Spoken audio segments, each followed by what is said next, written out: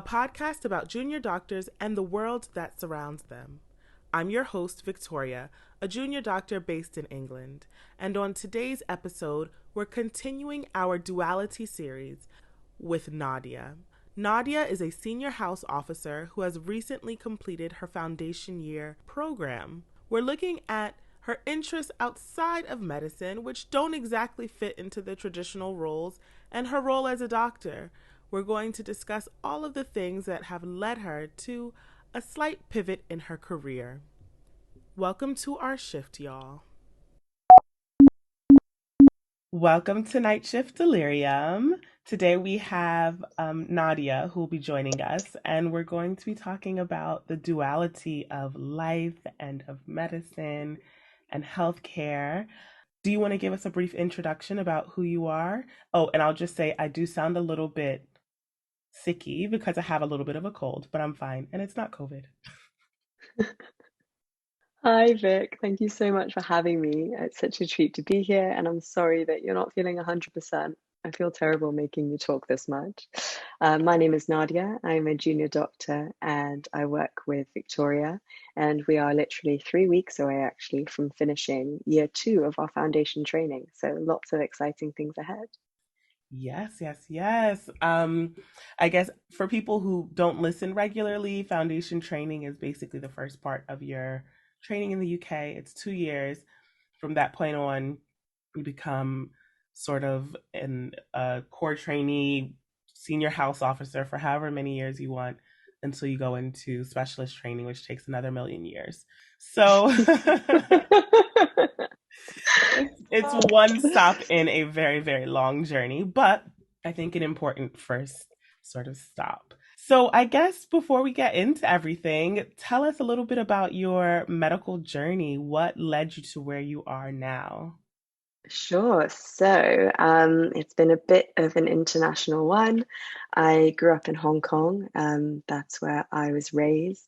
And I essentially spent the entirety of my childhood there until medical school, pretty much. And then came over here, studied in London, which was an amazing experience. And then ended up in sort of the east of England, Deanery, which is where I've been for, yeah, the last 2 years, working across a bunch of specialties, as most junior doctors do. And unfortunately, it was smack bang in time with the beginning of the COVID pandemic. So it's been one hell of a journey, not one that anyone could have predicted, but an amazing learning experience, a real emotional roller coaster. And I wouldn't have changed it because I think we've all come a really long way. Absolutely. So, why did you choose England? And do you have any intention of going back to Hong Kong? I know there's a lot sort of going on in general right now in Hong Kong, but is that something that you look forward to? Did you ever plan on staying there? It's a really good question. And it's, to be honest, not one I'm entirely sure of the answer to. I think I've always dreamed of spending some time there again in the future. My family are all still there, and that's, a huge factor for me. But in terms of whether or not I will pursue my career future there, I'm not entirely sure yet. It's yeah, as you know, a little bit turbulent at the moment politically. Obviously not as bad as it has been in some countries, but the future is not entirely certain. So it's difficult to predict where it's going to be in the next decade or two. I don't know where I'm going to be in the next decade or two. I'm completely open-minded. I'd love to spend some time there, but nothing's concrete. Fair enough. And when you came to the UK, is it something that you always sort of planned on training in the UK? I don't really know how it happened. I think I just fell into it. I was at boarding school for sort of the last few years of my middle school, high school experience, and that was in England. And I was traveling between Hong Kong and England during that time. And I don't think I ever saw myself pursuing higher education in Hong Kong. There aren't that many universities to choose from. Medical education isn't exactly sort of, that widespread. There's only a few select programs. And so I definitely, when I realized I wanted to do medicine, thought, okay, UK is going to give me way more options. And I think just sort of a better general overall education, if you could say that. Nice. And you mentioned COVID. Obviously, we both have been dealing with being away from family and training during COVID in the NHS, which has been, I think, a make or break type situation for a lot of people. How do you think it affected you and your training? Good. Yeah, that's a great question. I mean, I think everybody will have suffered some sort of, variation of post-traumatic stress, and it's a spectrum, right? I think we've all suffered in our own way, whether that's been, physically, emotionally, being estranged from family, losing your loved ones. It's been really tough. I've been very fortunate in that my family and friends have all been safe and healthy. But I think for me, the way I sum it up to friends and family is it's kind of like you've been drafted into a war that you didn't want to fight. And as dramatic as that sounds, and as proud as I am to have done it, it's just the reality, right?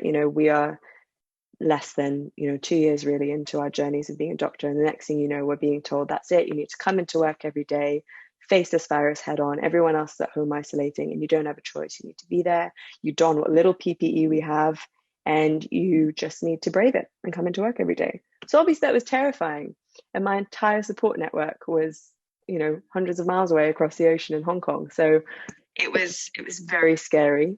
um so I think it's definitely made me realize how incredible the NHS is. It really is one of a kind. And although it struggled, it, saved the lives of as many as it could. I think I always knew in my heart of hearts I was not going to go and pursue a traditional training route by the NHS, but the COVID experience definitely solidified that for me. I think it made me realize that at a time where I think all of my colleagues, were really sort of excited to tell their grandchildren that they fought during the COVID pandemic. I just thought, I think I would have rather have been with family, and I think I would have rather been doing the things that I love most. And it wasn't that. It wasn't saving lives in that moment, as tragic as that is to say. So it just solidified that for me.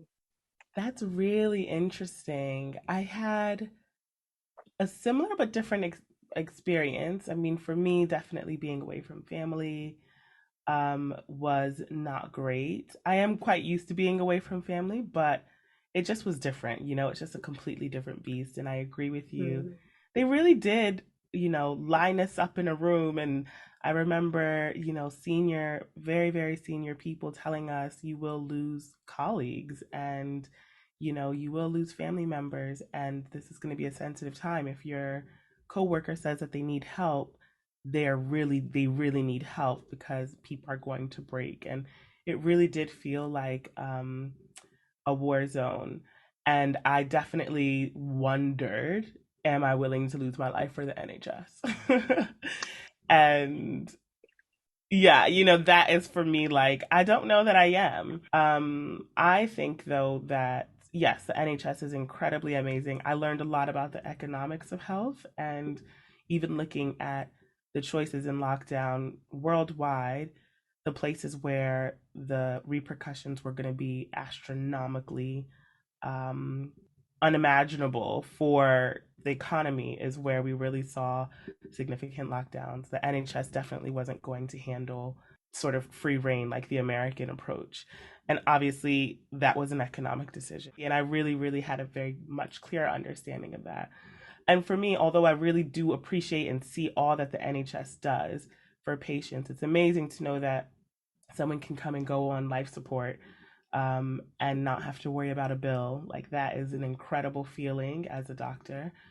But at the same time, for me, looking at the utilitarian approach to healthcare and what you are offered versus what you're not offered really opened my eyes in a way that I wasn't always comfortable with.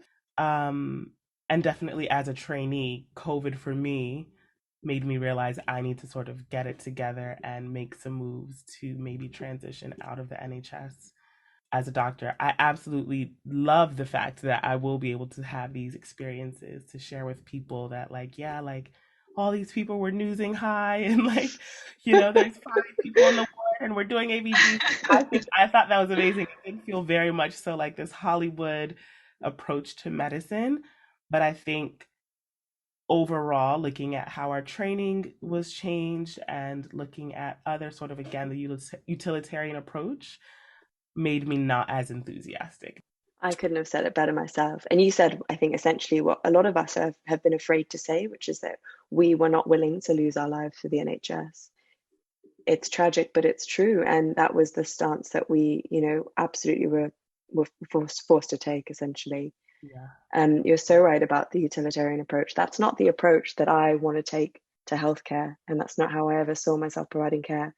But at the end of the day, as you said, it's economics and it's politics, and resources absolutely are finite. So what choice did they have? It Yeah. was just uncomfortable, and it was uncomfortable to have to be the face of that and have to explain that to patients and explain a moral stance that wasn't, well, an economical stance, I guess you could say, that wasn't necessarily your own. So I completely am with you on that. Yeah, yeah, I totally agree. And I think it goes back into what you were saying about the spectrum of PTSD, having those conversations for 4 months, 8 months, however long, is it takes a toll.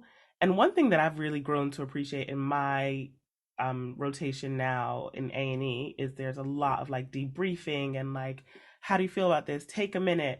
And I can't say that that was my experience for most of my training. And I think that would have been extremely beneficial during the height of COVID.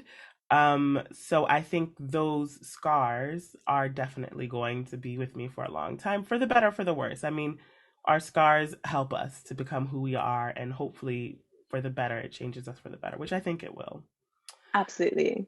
It's taught us so much. But that's interesting because I mean I worked in A&E literally in the height, smack down height of the second wave, which was horrendous. And we had none of that support. So was that something they introduced from feedback Well, I don't know. or I what? think what I've noticed is it's usually after the death of a patient or breaking really bad news where they're like, do you need to debrief? Do you need to, take a minute?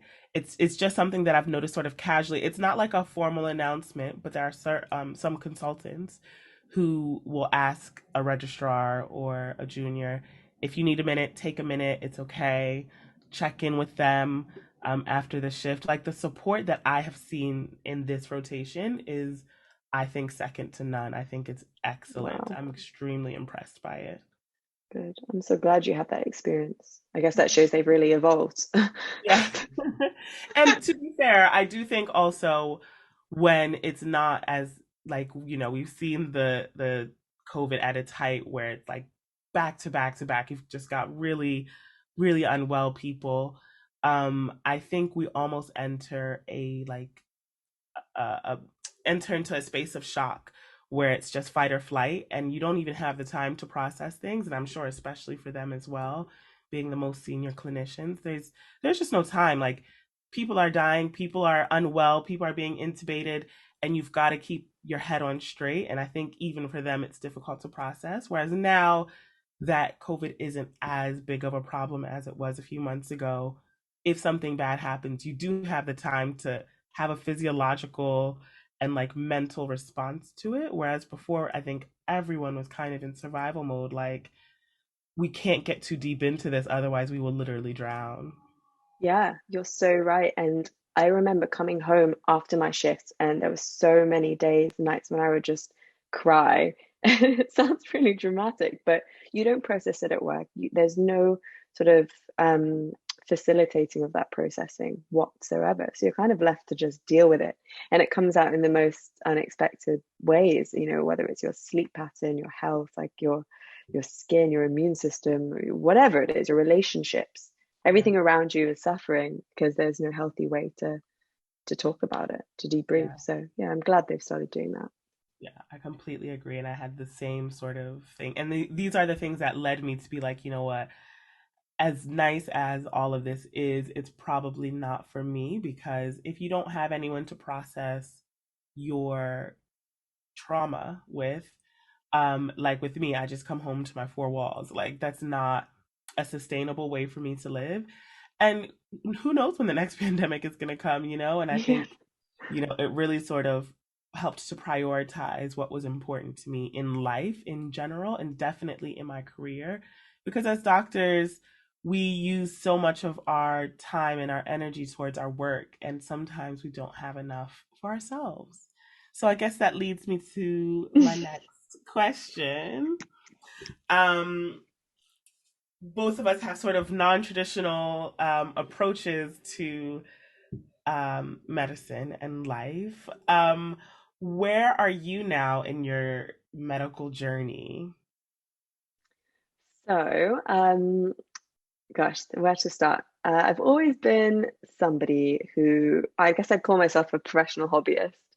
And I remember starting out my journey as a junior doctor, even at medical school. And I would talk about my hobbies with people, and they would sort of just say, "Oh, I don't really understand how you have time to do it all." But it wasn't about time because they'd be throwing themselves into, academics, research projects, other internships.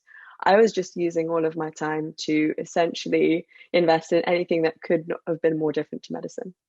So I loved sport, and at university, I was competing in Olympic weightlifting. I loved that, and then pouring my heart into a food blog, which I know we'll probably touch on a bit later. And it's always just been about investing heavily in my hobbies to keep me balanced, and that's what's done it for me, and that's what's allowed me to sort of be the doctor I am today. And I think it makes you sort of it contributes to your clinical practice in a really unique way and allows you to empathize on a different level with all sorts of different patients. But essentially, I'm now at the stage where I would naturally have to choose a specialty pathway. And traditionally, as you may have mentioned, you do your 2 years of foundation training and then you pick whatever specialty role you want to apply for and you apply. It's a bit of a lottery. The odds aren't great. If you're lucky, you get a job. If you're unlucky, you take a year out and you try again. So I actively decided to not apply for a training post. And initially, I was going to just take a year out and kind of use that time to reconnect with myself after COVID, reconnect with my family, who I now haven't seen for almost 2 years because of travel restrictions, and just figure out really what made me tick because I knew the NHS wasn't it. I knew what I was passionate about.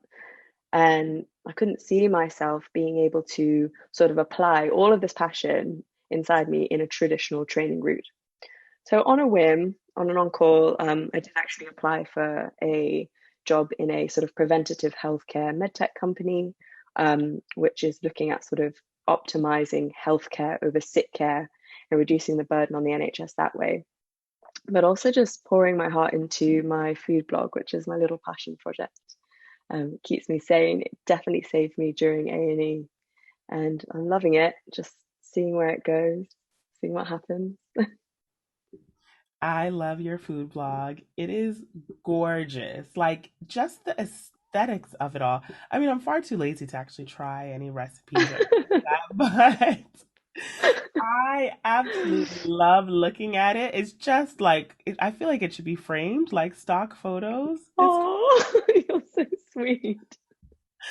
so Bless. I mean, you've mentioned a lot of things. You've mentioned sort of that you're going towards the med tech route, but before we get there, I do want to talk about the professional hobbyist of it all. I am also a professional hobbyist. I just feel like, that we have so many interests and we're not going to be experts at everything, but it's good to explore things and see things outside of medicine. And I think in medicine, we well, very often, not us, but very often people are very like limited in their outlook and their perspective, which is so interesting because we meet so many different kinds of people with all sorts of different backgrounds, which affects their health, and we are asked to manage it.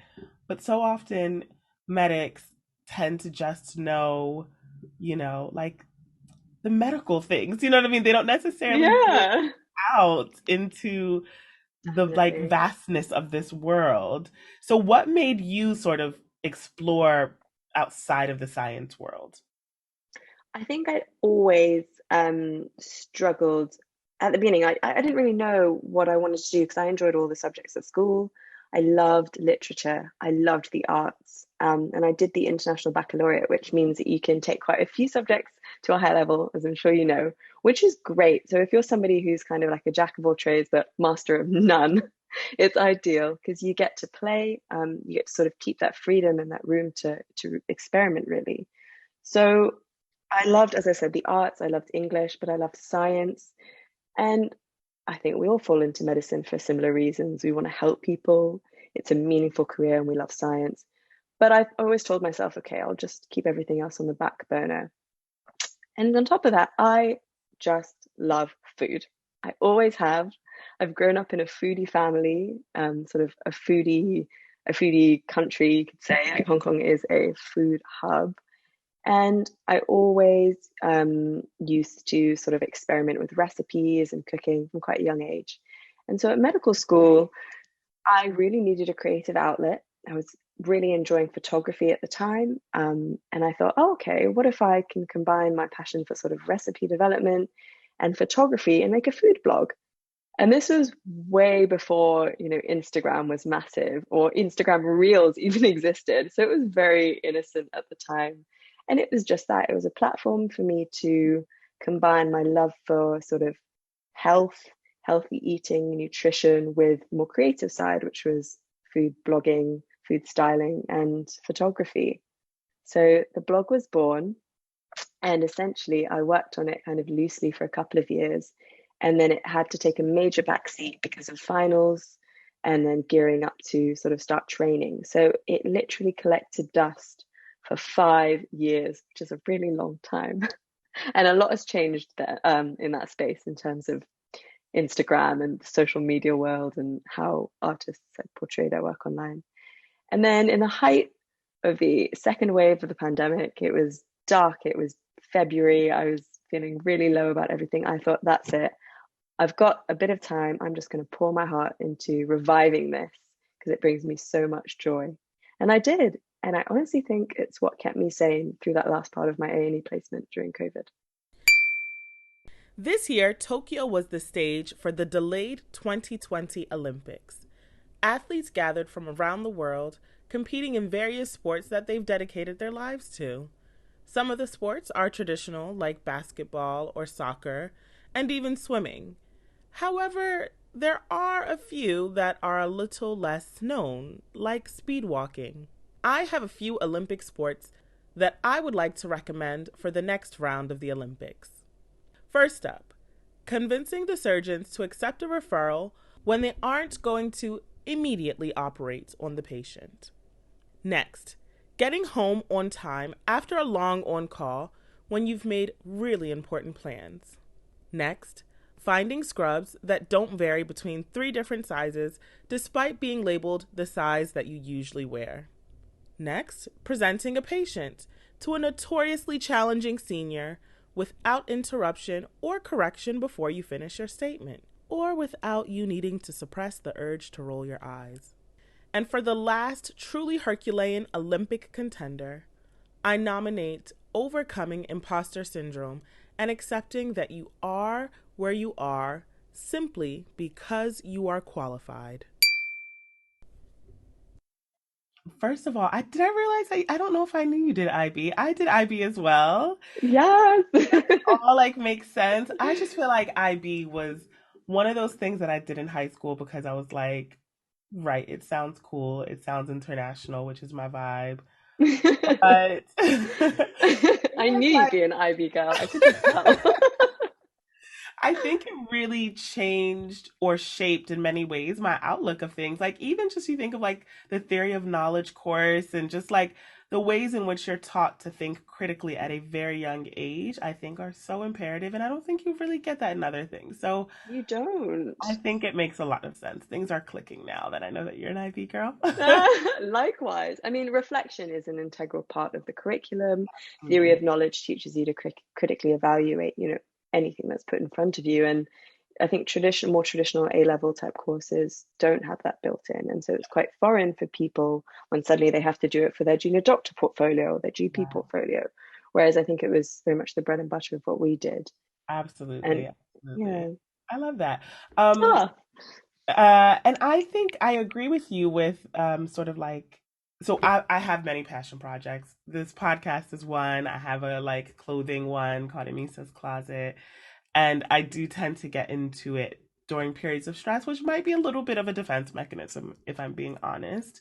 But hmm, I think this was also born in COVID when we were just working. And like, I mean, we've spoken about this before, but it just felt like we were vessels for work and nothing else. And for people who are more creative or like, a little bit more open to other things, it just isn't enough. And I needed to find a way that still like feeds my sort of type A personality and productive, goal oriented personality, and come up with Yeah. something that, allowed me to express myself and that was a little bit different. I mean, this is obviously still a bit related to medicine, but it's more looking at the humans behind the, white coat or behind the stethoscope. And yeah, I think we need these sorts of things as lifelines because we are more than just decision makers or decision executors. And I think when you're living and breathing, and I can understand now that I'm doing A&E how you must have felt during COVID. It's an all-encompassing world. Like the rota is insane. There are a lot of people that you see, a lot of things that are going to be on your mind. Did you make the right decision? And it's very hard to leave that world and then enter into like the real world. I find like posts, when I'm doing normal days, it's just weird. I'm like, oh my gosh, I'm at work when like normal people are working, and like Yes. I have an evening to myself. Like, what is Yeah. this? And you forget that there's like a whole world outside of the hospital. So I just feel like hobbies are the bare minimum of what should be required for doctors I because could not you agree lose more. your mind. And what you said about being a vessel, that really resonated with me. Someone once said, you can't be a person and a doctor. And I remember just thinking, oh my goodness, is that the future that I've signed up for? I don't want to be that. That's not me. And I think, as you said, having this whole other world, that's what keeps you whole and that's what keeps you sane. And I Yeah. was determined to kind of prove that statement wrong, as Yeah. petty And as you that have, sounds. and you are like, As it's of you. we're trying. And I think it's so important. I think and everyone should really, I remember one of my friends from like a summer course that I did. She was in residency when I was in med school, and she was exhausted because she's like in America, she's working 80-hour weeks, and she still would try and find time to go out and go for dinner and go to programs and all these things. And I was like, how do you have the energy for this, the desire to do anything? And especially now that we're working, it's even more unfathomable. We work 40 hours, sometimes more, but I can't imagine working consistently 80 hours and thinking No like, way. let's do something. And she was like, the thing is, if you let it, residency and medicine will turn you into a robot and you have to Hmm. actively fight against that. Um, and I'm glad that I got that message because I think she's someone that I admire and that I look up to. And so when she said that, I was like, right, when I go into my training, I'm gonna make sure that I carve out time to be a normal person. We're more than just Definitely. doctors. You swim against the current by opting for that life. You go with the current if you just fall into the flow of things. Like if you're a cog in the machine, you're just another number. That's the easy path. What's not easy is carving out the time for yourself, being on top of your time management, and actually taking the time to reflect on what your needs are. You know, I think that the difference between socializing, for me anyway, COVID meant socializing wasn't really an option. And I'm naturally an introvert. So I wouldn't consider myself the kind of person who'd be out every week, partying. Like that's not how I recharge. And for me to recharge, I needed to use the creative part of my brain. And I'm sure you can relate to that. That's what allowed me to go into my next shift feeling refreshed, feeling like I engaged with the outside world a bit. Otherwise, you just eat, sleep, work, repeat, and that's the easy option. It is difficult to carve out that time for yourself. Absolutely. I love that. What did you say? Swim against the current, swim with the current? So I think it's I I think it's love it. easier it's easier to go with the current and be a cog in the machine. Yeah. It's way harder to swim against that and kind of carve another life out for yourself. Absolutely. I That's so completely agree cheesy. with that. No, I think it's so, so, so important, and I think you said it perfectly. So you've mentioned that you're gonna work in med tech. Do you see yourself doing that in like the long term? Do you think that this is where you're going to be moving your career towards? Do you have any other sort of things that you're hoping to get out of the next, I don't know, 15, 20 years? of your career and professional life? These are huge questions. Honestly, I don't think me or anybody knows the answer to these questions. What COVID has made me realize is that I do not get fulfillment from sick care, and I don't get fulfillment from sort of just having a very transient, fleeting effect on someone's life. I want to be making positive changes on a global scale that people, incorporate into their daily lives, into their health behaviors. And that's why I initially pursued global health for my BSc, my integrated BSc. That's what really makes me happy, is when you've had a conversation with a patient, and you've done something to impact their life for good, not just in that moment. You've not just given them a pill to make it go away. And that's what's really drawn me to medtech. Is personally, I don't believe that there's any way we're going to be able to sort of globally or even nationally change health behavior and health literacy and health understanding without the use of tech and innovation. There's just no way. And that is the future. And I know that also sounds quite cheesy, but my passion, for sort of the creative arts, my passion for food, wellness, and medicine, there's no space that combines those more perfectly than the space of sort of digital medicine and medtech in my mind. Goodness gracious, like round of applause. That is so good. And it's true. I'm very interested in telemedicine, and sort of looking at technology and medicine in that capacity. And I think you're absolutely right. Like, I also did global health, and I just like my favorite global health story is when I was doing my master's in 2011, literally in the like most remote village. They didn't have consistent running water. Um, Definitely didn't have consistent power. And someone had whatever phone it must have been. I don't know if it was an old iPhone or like a BlackBerry or a Samsung, whatever was popular back then. Someone had this phone and was like, and this is someone who probably doesn't speak English at all.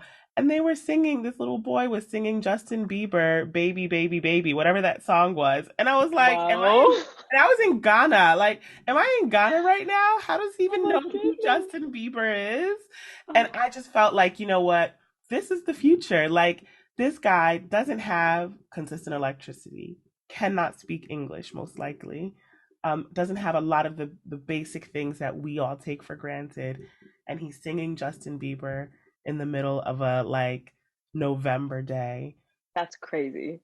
from a cell phone, you know, like, and Wow. that's when you see the power of technology and having that understanding that someone might not have a computer or even a bank account, but they have a cell phone. Like, what you Exactly. do with that medically is, I think, some a space to be looking for and sort of working towards, because I think we could For really sure. change the world. You know, it's corny, I but so agree with you. I mean, there's health literacy and there's understanding your health, right? And I think the minute you give people access to those gems, you've unlocked an entire world. And the reason there's so much chronic disease is because people don't have the education for starters, and they don't feel like they're empowered to do anything about it.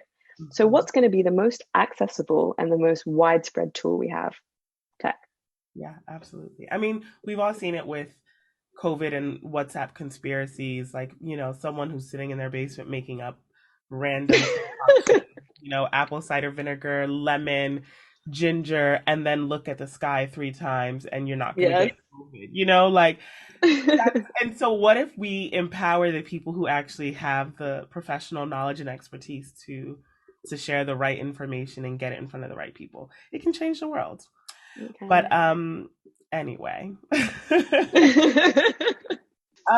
Okay, so I will end with just a couple of questions. We've spoken about your interest and your food blog, and then we've also spoken about this transition that you're in right now. What meal would you make for someone that you're introducing into your life? Um, the meal's goal is to tell that person about who you are without really having to explain it. Although you're going to explain it to us. What meal would it be and why? I love this question. I think it's a great question and one I wish I'd thought about a little bit harder. So it would have to be a meal that encompasses both where I've come from and where I'm going. And having grown up in a place like Hong Kong, which is obviously extremely multicultural, but also having Korean heritage myself, it would probably be a Korean meal because I grew up very much on Asian food, and my grandma's Korean cooking was definitely, you know, the biggest treat. It was the most delicious thing at the time.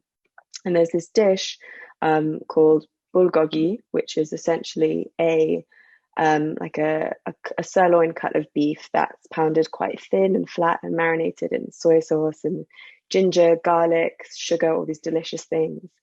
And you make it into something called sams, which are essentially lettuce wraps.